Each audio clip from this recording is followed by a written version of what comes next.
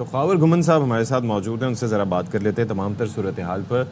خاور گھمن صاحب، آپ بھی اسی معاملے پر، اسی ایشو پر اپنے شو میں بات کرتے رہے۔ یہ معاملہ جو کچھ ہو رہا ہے قانونی اور آئینی اعتبار سے، یا گرفتاری یہاں سے ہوئی یا وہاں سے ہوئی،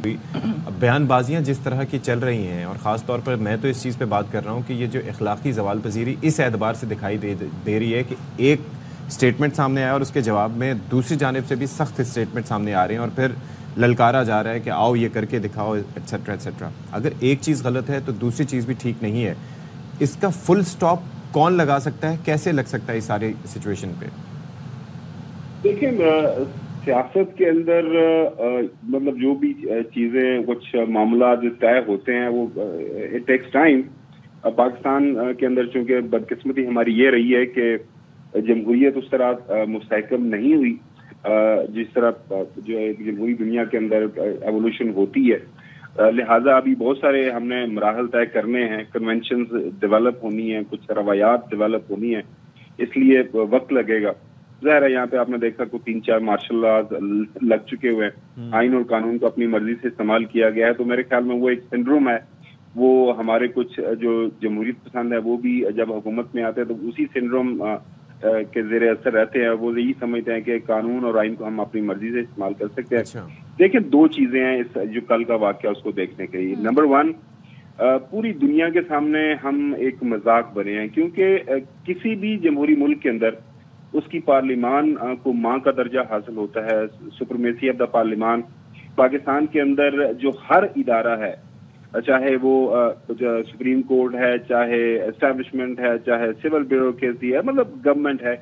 وہ طاقت جو حاصل کرتی ہے وہ پارلیمان سے حاصل کرتی ہے۔ اسی لیے پارلیمان کی سپرمیسی کی بات کی جاتی ہے، اسی لیے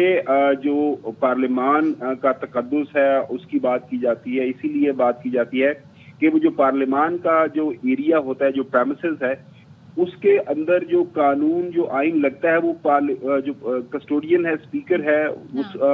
اور جو وہاں پہ پارلیمنٹیرینز ہیں وہ اپنے آپ کو خود ریگولیٹ کرتے ہیں، باہر کا کوئی قانون ان کے اوپر نہیں لگتا۔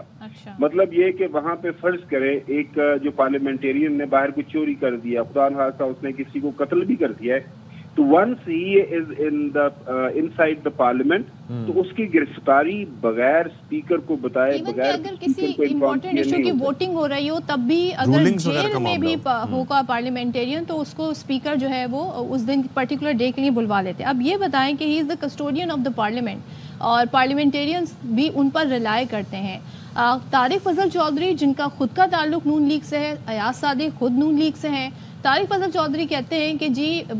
اسپیکر کو بتا دیا گیا تھا، جبکہ اسپیکر یہ فرما رہے ہیں کہ انہیں ابھی ایویڈنس چاہیے، وہ فوٹیجز نکلوائیں گے، اس کے بعد ہی ول ڈیسائیڈ۔ تو کون یہاں پہ کیا کہہ رہا ہے، how we are going to جج اٹ؟ میں اسی طرف آ رہا ہے۔ دیکھیں، ایک تو یہ چیز ہے کہ ایک واقعہ ہوا ہے، اس واقعے کے شواہد ہمارے سامنے ہیں، اور ان شواہد کو سامنے رکھتے ہوئی ایک بہت بڑا مسئلہ بنا ہوا ہے، اور اسپیکر یہ بات کر رہے ہیں، کل انہوں نے ہاؤس کے اندر یہ بات کی کہ یہ مسئلہ ہوا ہے، ہمیں اس کی تحقیقات کرنی ہے، اور اگر اس حوالے سے ہمارے پاس شواہد آ جاتے ہیں کہ پارلیمنٹ کی ٹریس پاسنگ ہوئی ہے، جو ہے اس کا تقدس پامال ہوا ہے، اندر لوگ آئے ہیں بغیر اجازت کے، تو ان لوگوں کے خلاف تعدیبی کارروائی کی جائے گی۔ بڑی آسان سی چیز ہے نا کہ جو سی سی ٹی ویز ہیں وہ کوئی بڑا سمپل سا ہے کہ آپ دیکھ لیں، اس کے اندر پتہ لگ جائے گا کہ آئے تھے یا نہیں آئے تھے۔ What's so difficult about it کہ اس میں گھنٹے لگ رہے ہیں؟ ستی صاحب، ایکچولی میں اور آپ کافی معصوم لوگ ہیں، تو ظاہر ہے سی سی ٹی وی۔ چلے میں یہاں پہ آپ دونوں کی معصومیت کو تھوڑا بریک لگاتی ہوں، آپ ہمارے ساتھ رہیے گا۔